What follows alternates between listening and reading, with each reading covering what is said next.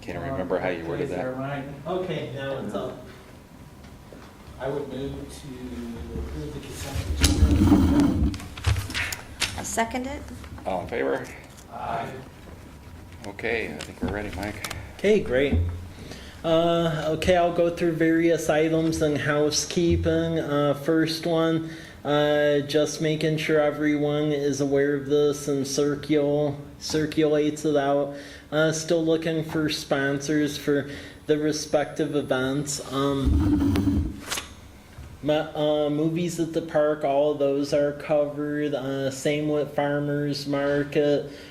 Freedom Festival, most of that is covered as well. So mainly now it's sponsors for Fall Fest and then Winter Fest.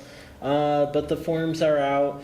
Pretty much just fill out what you would like sponsor, and then logos will be on all the promotions and so forth. So let us know, because that's how we do events here, since that's not really a fully city funded thing. I mean, we budget money out of lodging tax for Freedom Fest, the staff support for Farmers Market and things like that, but the majority of that we basically put together from the sponsorships. So any questions on that? Do you automatically send stuff out to certain people that participated last year? Yeah. Good. Yeah. I haven't seen anything come across, so. Oh, I'll ask Who did you Lisa. send it to? Do you- Lisa sends it to a list that she has from last Well, year. Send it to me, I'll make sure it gets in the right Okay. spot. She could be sending it to Andy's at Andy's Morning or something. Probably. Send it to me, I'll, Okay, well, I'll make sure she sends it to you then, because it's probably going to that other one. could be. Yeah. Okay, any questions on that one? So once we send that in, invoices then, or Yeah. Finance departmental invoice. we need another copy? Okay. Copy. Okay. Yeah, luckily, Community Bank, they just offer to pay for the whole fireworks show for July. So Nice. they're covering the whole thing. Nice. That's what we usually contribute towards to do something different. Yeah, we'll have needs like for the bouncy house, and we're doing like a full-on concert this year too, down at the high school with bands and stuff, so we'll need support for all of that. Yeah, so all the events, as you could tell, are growing, so. Get to the next item, Farmers Market, just keeping this on everyone's radar. If you know folks who want to sign up, sign up. We're getting registrations in a pretty steady clip now, so it's going really good.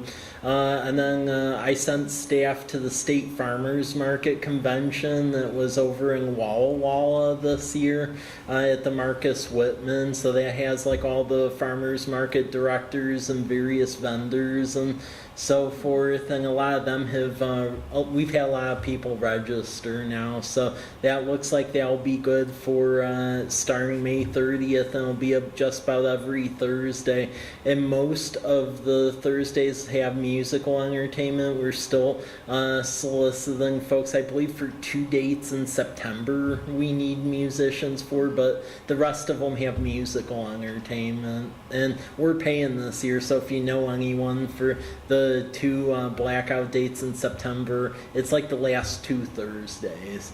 Let me know. But beyond that, things are going good there, and they'll be at Lions Park all this summer on Thursday from 4 to 8. How many vendors do we have signed up so far? So far it's around 20. Great, Yeah. great.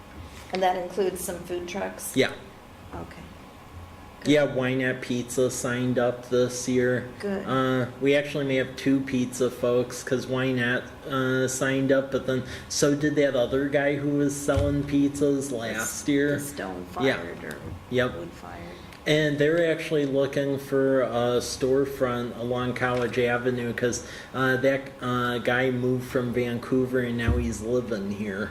Oh. So they're looking for a spot to have a pizza place along College Avenue. So I'm helping them Good. find something. Yeah. But yeah, if you know folks, send them our way and we'll sign them up. It seems to be going in a good clip. So Okay. Okay, next one is just so everyone's aware, we've put advertisements at various places and put on the reader board and social media. But every year, Harvey does like a state of the city address, and then we record it and put it on social media. But that'll be tomorrow, prior to the workshop tomorrow. So it'll be on Tuesday, 5 p.m. So if you're interested, attend. And he goes over everything we've done in 2018, and then what's on the ticket for 2019. And it's going to be about 45 minutes, and then from there we'll have our new council member get sworn in, and then we'll go over updates to the Southwest Sewer Project, because we're about ready to let the engineering contract on that, as well as the progress on the 2 wells, because we've started to drill the 2 replacement wells already. We're down to about 200 feet, so... They've hit a really hard area of ground though. So at first they were hit going about 25 feet a day, and now they're down to like a foot. So, yeah. We put it out in the newsletter, but that's why we're telling folks we may have to do water conservation, because we were hoping to get the wells online prior to the summer, but if we continue to keep hitting that muck that is reducing us down to a foot a day, we aren't going to be able to go as quick as we thought we were going to. So, okay. So be aware, state of the city tomorrow. And then the other thing to let folks know is last week we had the council meeting where the various folks who put in for city council were interviewed by city council, which was a very long night. It went about 3 hours. Yeah, it was a long night.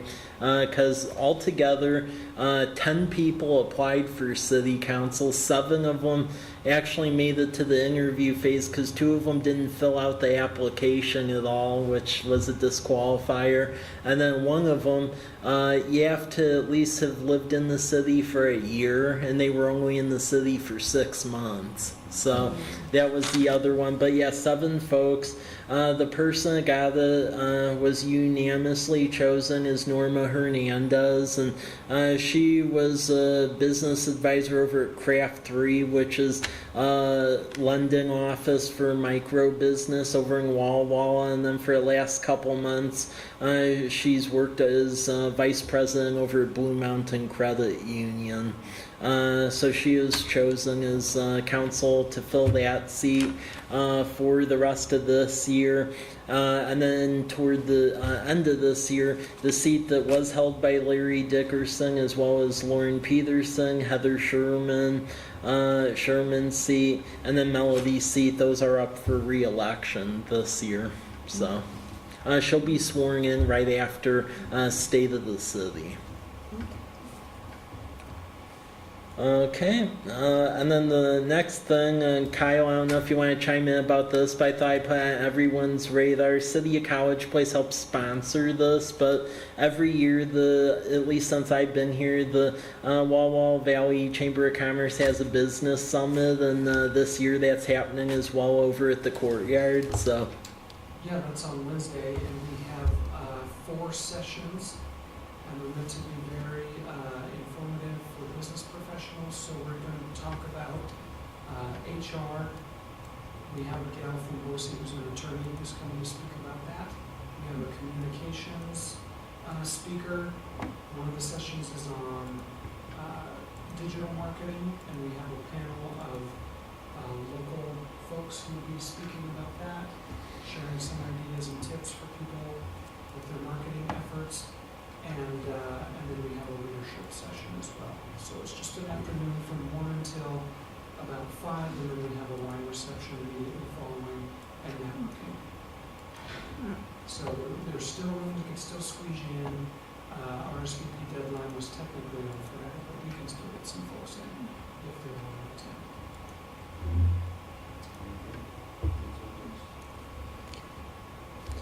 yeah, but so that's coming up this week. And then the other thing that's happening on April 23rd is there's a entrepreneurship celebration on the 23rd over at Baker Boyer Bank. And this is the first group of folks who participated in that micro business program that both cities and Baker Boyer and a bunch of other places helped fund. That was the matching small business grants. So this is the first group to graduate from the program. So they'll be on April 23rd at 6 p.m. at Baker Boyer and they in downtown Walla Walla. And the hyperlink there to sign up for the event, it's free, is below. And they'll the various participants will go over what their businesses are, and then there'll be a call for action for the next group to participate. In this group, late last year, authorized us to be in this again for this year. So the city is an active participant and funder for the micro enterprise program for this year as well. So they'll be the first graduating class out of that. Okay. If there's no questions on that, I will go to the next option here. And this is, as I promised a couple of months ago, is Planning Commission is going over various codes they're thinking of tweaking or adding to development code. I said as they would be going through various drafts, I would share them with you all to see if you were okay with it or if you all wanted to recommend various tweaks to it. And what I shared with you all the last time is the first batch of them that the Planning Commission essentially has put together. I'll go over them just as a basic summary. So subdivision recommendations, a lot of this is in the code already, and that's basically how you subdivide property.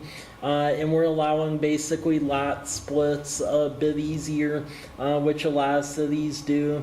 So a parcel may not be divided into 2 or more short plats. So we're just trying to establish a basic process there, and that goes over how to deal with subdivisions in the city. The other one that was attached was the street standards, and what we're trying to do in that case, so Walla Walla put together some base street standards for their respective streets in their community, and we came up with various proposals for City of College Place. So like for major arterials where, and keep in mind this is new streets that are to be built. It's not like we would come in and mandate that all of a sudden the citizens go make all these improvements to the existing streets. This is new stuff, which is very important because keep in mind in the southwest part of the town they developed the Stone Creek development on Mike McKiernan and Craig Christensen's property. That's 260 acres. So I mean, whatever gets built out there is going to be there for a while. So we'll need to get it right. And I mean, I think what we saw like at the Hayden Homes Homestead development's a prime example about making sure that the codes we have on books, that we end up having a good result from it.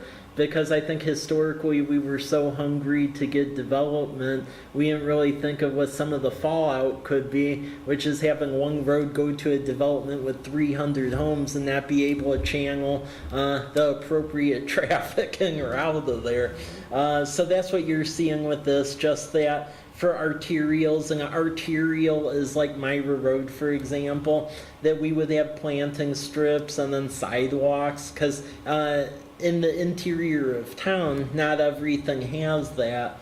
Minor arterial, the fact that there would be travel lanes, a median lane, and then bike lanes and parallel parking. So a minor arterial, for example, one could view that like as 12th Street, going from like Myra Larch, for example, and then that there would be a planter and a sidewalk. CP collector, that's 2 travel lanes, a median, bike lanes, and parallel parking.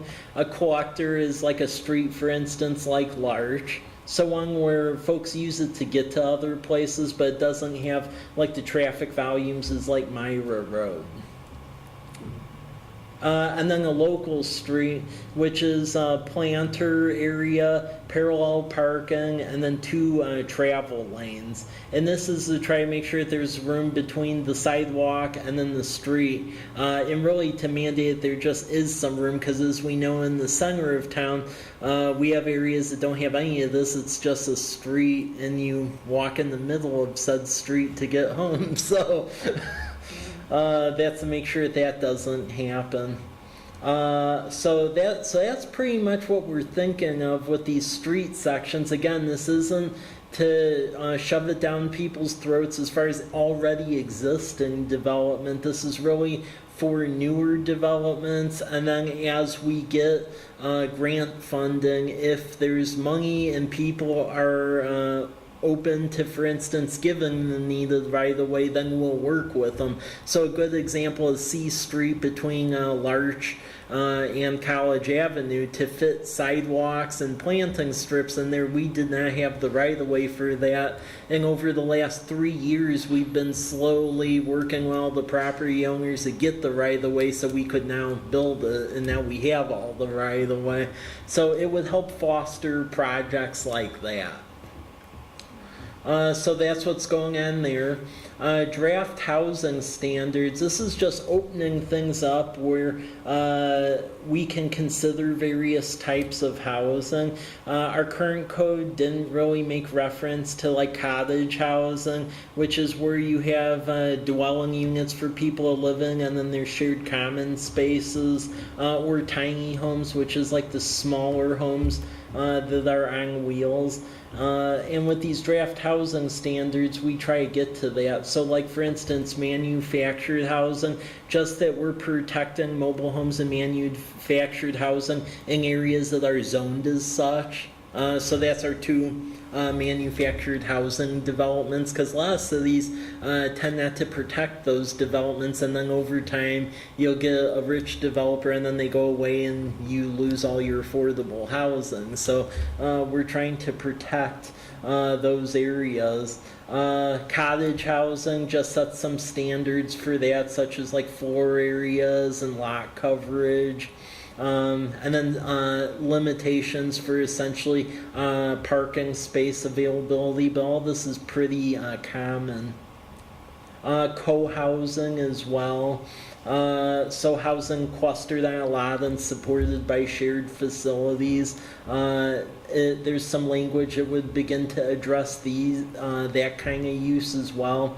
And then tiny housing, we aren't saying outright we will allow that everywhere, for example, but like in the manufactured housing zoning classification, it would be allowed there. And then mixed use commercial and residential, also broadening that a little bit, where you can have that mix both vertically and horizontally, where some of our historical code was just quoting as just vertical. So if folks want to have uses of residential and commercial right next to each other, and it fits all the lot requirements, and that can be allowed. And our mixed use district is pretty much everything along College Avenue. So these are just the very base requirements, and we're trying not to get overly detailed, but open things up enough where we can have various affordable housing options in the city. And then likewise, you'll also see that we have ADU code as well, so accessory dwelling units. And what that is let's say if someone is living in their own house and they have like a additional building, or want to construct an additional building for like their mother-in-law or someone else, that they can do that. So this sets some very base requirements for accessory dwelling units, because a lot of the buildings in the older section of College Place do have accessory dwelling units, but they were like grandfathered in, so before the codes were written. So they exist, even though technically one could argue they weren't exactly allowed. They're there anyway. So this is just trying to essentially set standards for that as well. And then also to say things that can't be like an accessory dwelling unit, because like for instance, a neighbor of mine was trying to claim an RV should be an a permanent accessory dwelling unit, and no, there's not plumbing going there, so that isn't really appropriate. Same thing like with tents or things like that. And then tiny homes, while that can be a use like a manufactured housing area, our planning commission, they have cringed at allowing that as like a use in like your traditional single family residential districts. They view that more as like a use that could be allowed in the manufactured housing district. So that's why that's classified that way in the ADU section. Also just sets essentially what the footprints are of an accessory building. So basically they shouldn't have a footprint greater than 600 square feet, because we're trying to allow affordable housing options, but we're also trying not to cram multiple units that are bigger than the original unit on the same said lot. And then that there's the appropriate setbacks, and that we aren't having multiple accessory units on a single piece of property, because that can cause a bunch of parking issues. So these are some of the things that we're dabbling with in this proposal. And planning commission is they're still grappling with it.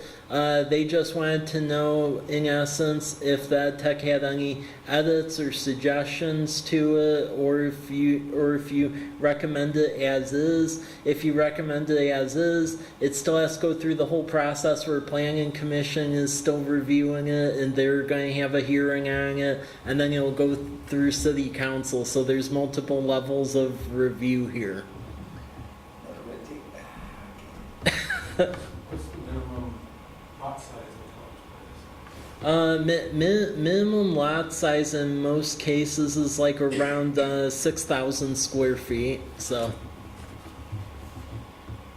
and there's a couple of really weird ones that are smaller than that, but that was like prior to the existence of College Place, because most of the subdivisions in College Place outside of the older area was passed when the city was incorporated, but the stuff between like Date Street and then going all the way up to C Street and then like Bathe all the way down to 12th, that was in a plat that was called College Place Number 1, and that was actually platted before the city even existed, all the way back in 1892. So there's a lot of really weird flag lots, and just like 9th Street over here from College Avenue to where it dead ends behind my house, that kind of thing doesn't really exist in most places, how that's like platted. So because you actually, I mean, we can barely fit a fire truck down the dead end of that street. On Bay, where you got the straight up and you gotta make a left. Yeah. Yeah, that's crazy. So I view this code as aspirational, where either as we have infill development and people are redeveloping things, or as we have greenfield development out like at Mike and Craig's property, we're trying to make sure that they're doing it right and they aren't doing it where they may be saving money at a developer end, but then the residents are forever going to have to deal with a situation. So.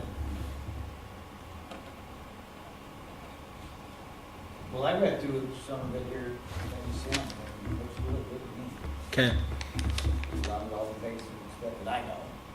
I mean, if you're all okay with it, I would say a recommendation from the body would be appropriate, because it's still going to have to go through a lot of hoopla with planning commission. So You guys that, can read it or anything? Yeah, no, when I went through it, I was quite pleased with the way it was drafted so far. yeah, they just wanted to make sure that the business community was aware of what the general thought was, and if there was any glaring things to it.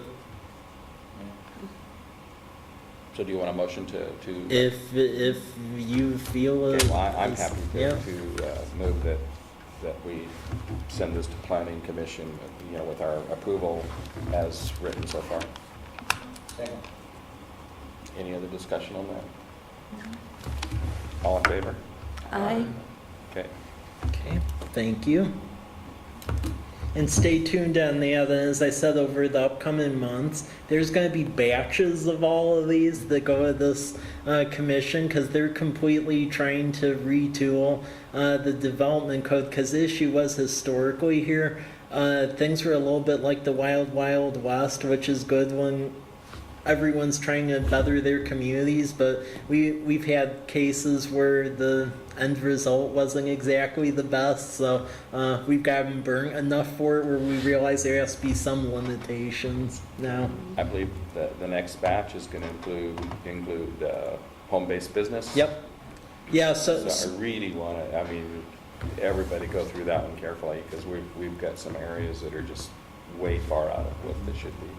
So home-based business already went through this body, but Planning Commission made some additional tweaks to it, and they're finalizing what their perspective is on it. So I'm going to bring that back to this body next month, and then you'll see what their take is on it, because they tightened some things up a little bit on that. So the next ones that I'm going to go over soon is the vacation rentals.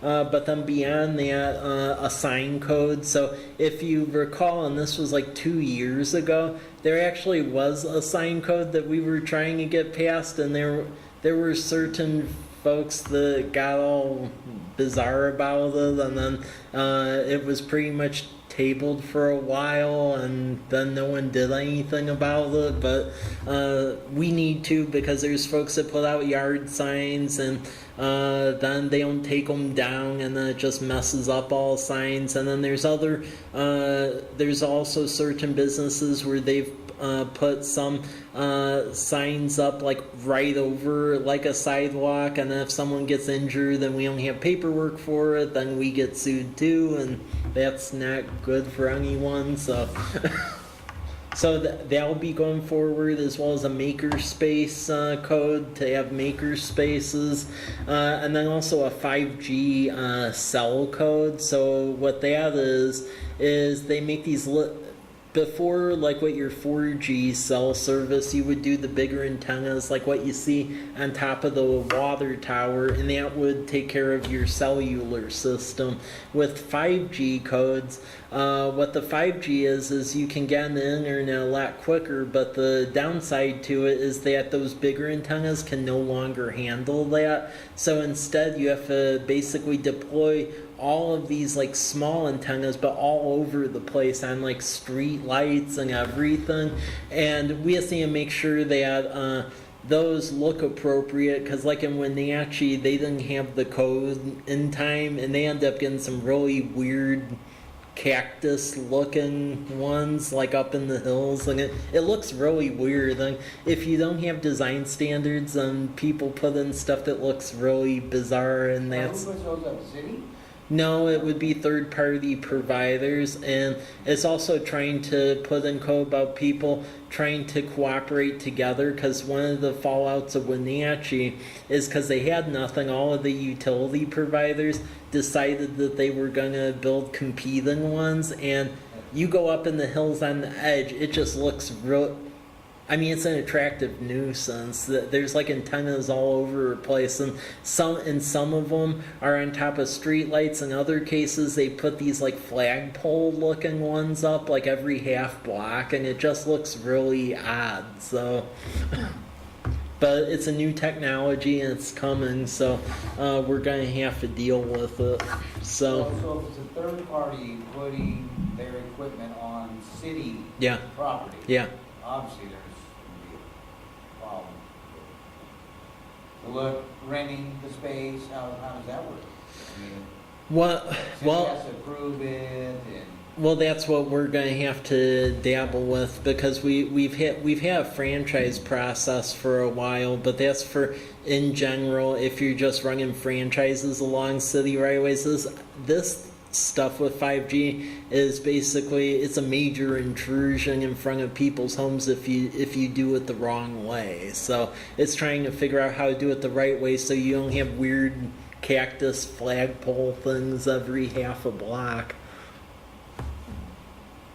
And then it's also trying to work with an FCC construct too, because what the FCC did, because they didn't like the fact that some cities were starting to overly regulate it, is they actually administratively passed guidance where it takes quite a bit of the rights that cities used to have away.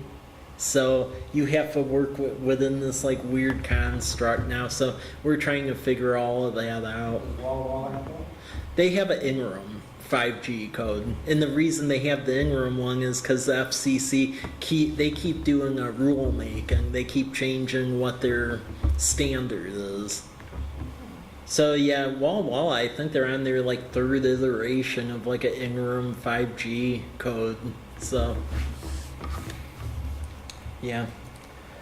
Then the next thing to go after the draft codes that we looked at is this development track sheet, and I update this every month. And this is both on commercial, industrial, and then residential development. So you can just see the updates on the various projects. So the gas station on Myra Road, that looks like it's going good. There's actually a new restaurant chain that's potentially might be looking on at the southern part of the College Avenue corridor, like toward 12th Street. So we're working with them as well just to see what they want to do. There's also some banking institutions that are looking to fill the void left by Umpqua Bank. So there's some juggling going around there too, as well as a business retention project where there is a banking institution that's looking to essentially move to bigger digs at the Umpqua Bank site. So we could have a potential where one bank moves from building A to B, and then there's another bank that goes into that bank. So that's what it looks like. It looks like there's going to be a lot of bank movement pretty much. So yeah. So the university's probably not going to get it?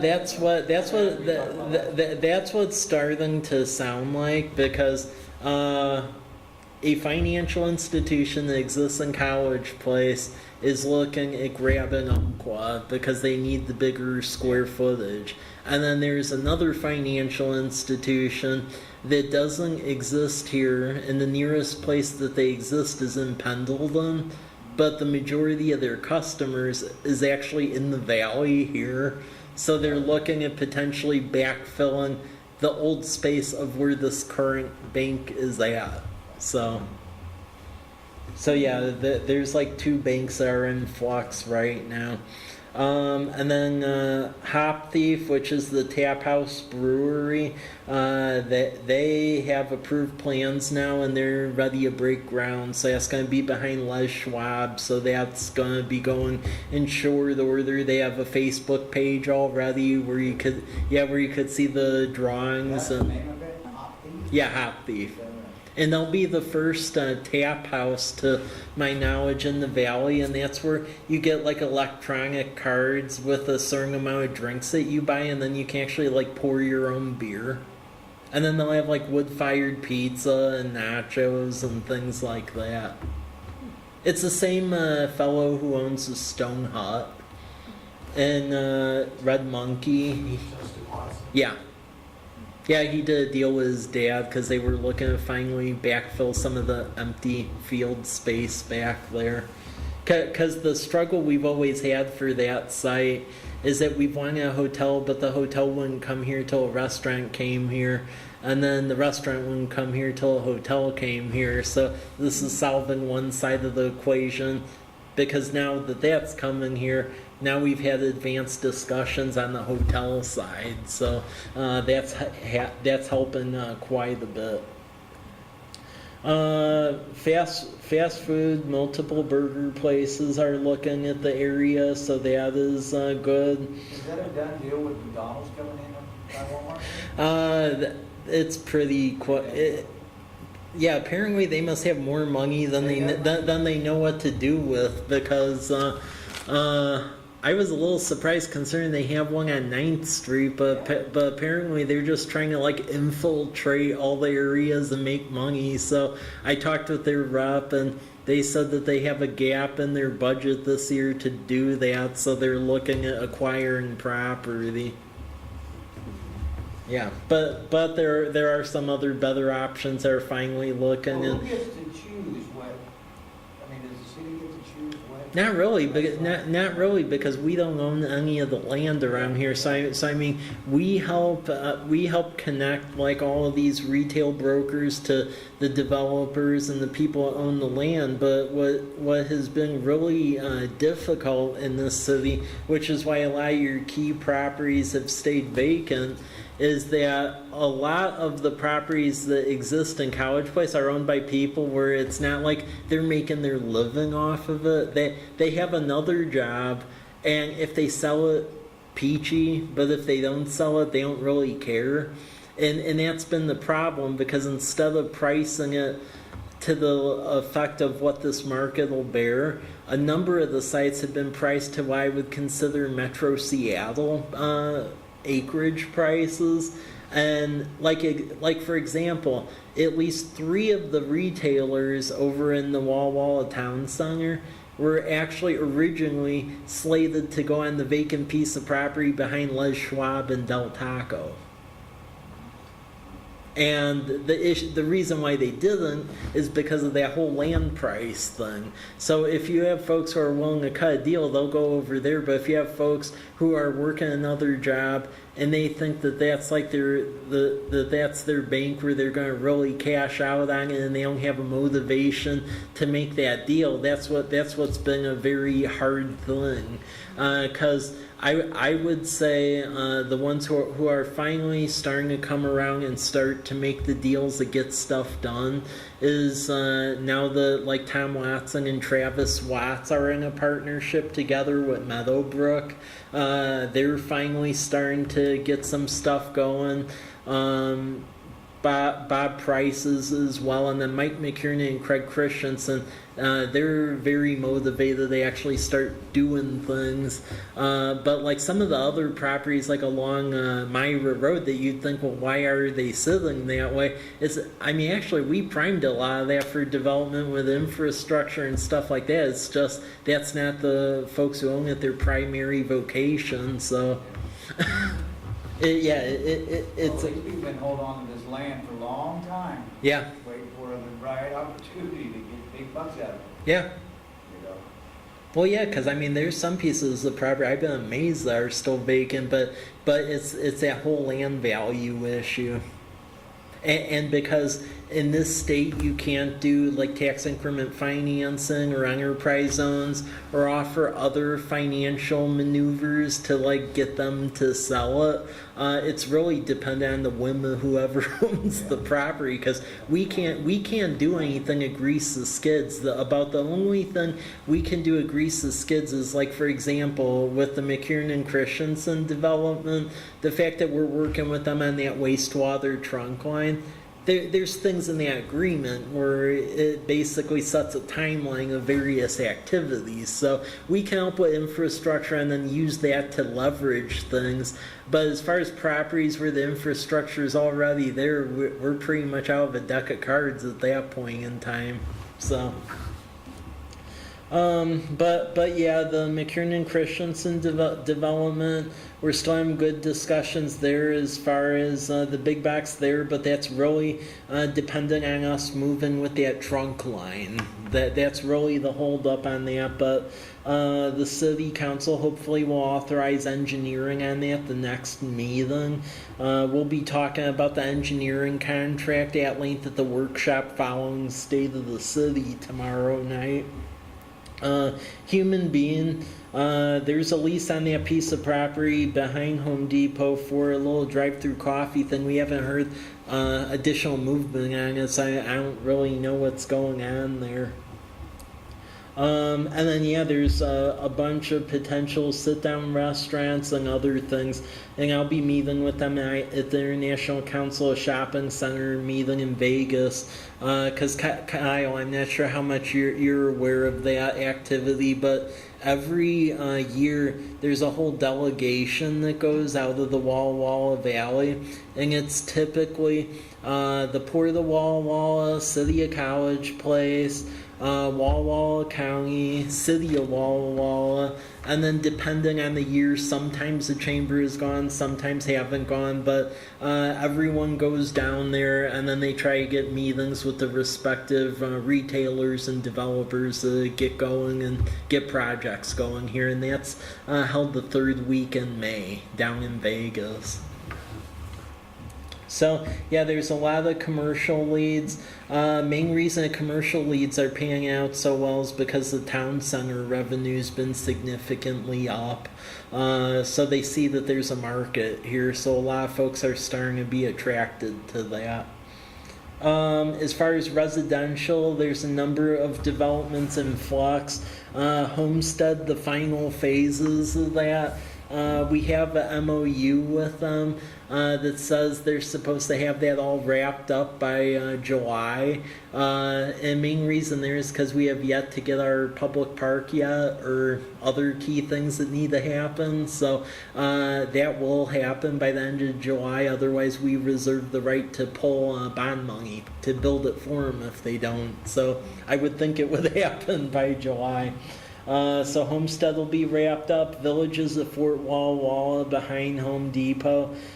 We've been working with them to try to educate them on the state of Washington codes because they're out of Montana and they don't have the energy code that we do. So I think we finally got them over that hump. So they should be ready to break ground, I would expect, by June or so because they're going to turn in a final submittal and be done. There's a small apartment complex where they're wrapping up some bonding issues, but they'll be ready to go to construction right off of C Street near Home Depot on some property. It was just annexed. It was like an unincorporated island. Country Estates, where the former poor farmhouse was demolished, they're going to be putting about 6 or 7 double-wide manufactured homes there. So they'll be backfilled with that.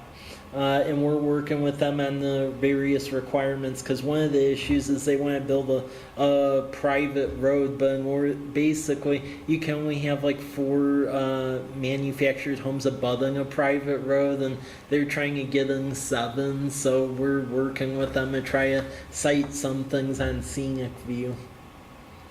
Sermon development.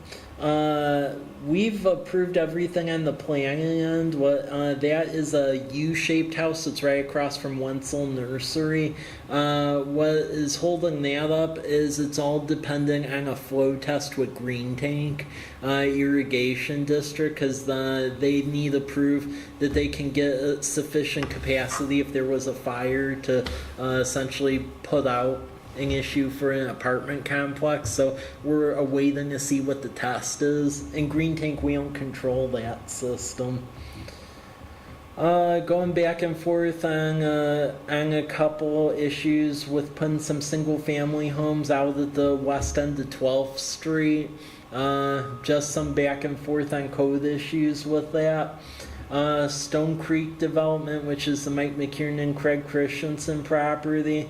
We're actively courting developers for that. Pretty much as soon as that wastewater trunk line goes in, I think it'll probably be a massive run on that area, both on the commercial side and the residential side.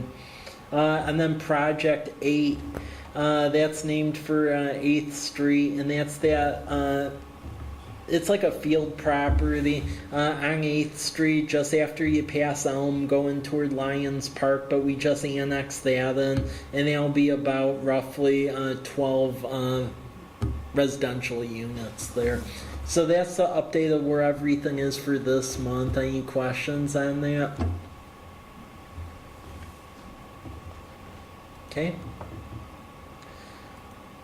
And then the last thing for the night is the next thing for you all to review for next week.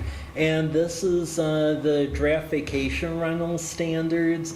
So we believe this will be a fair trade-off to essentially watching the vacation rentals. And it's just that people will need to register their vacation rentals and then also have on their structure essentially what the local property manager's number is should the incidents arise. And it'll basically be a permit, like a business license except for vacation rentals.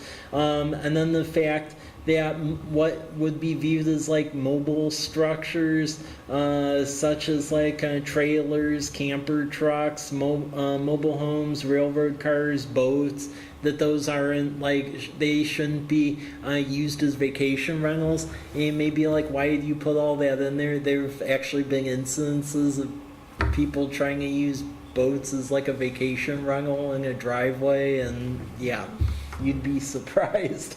And then it just sets essentially the conditions of approval. So whoever would petition would need to just identify location of rental facilities, amenities, how the parking would work, refuse facilities, and then a property management plan, just so we have the proper contact information.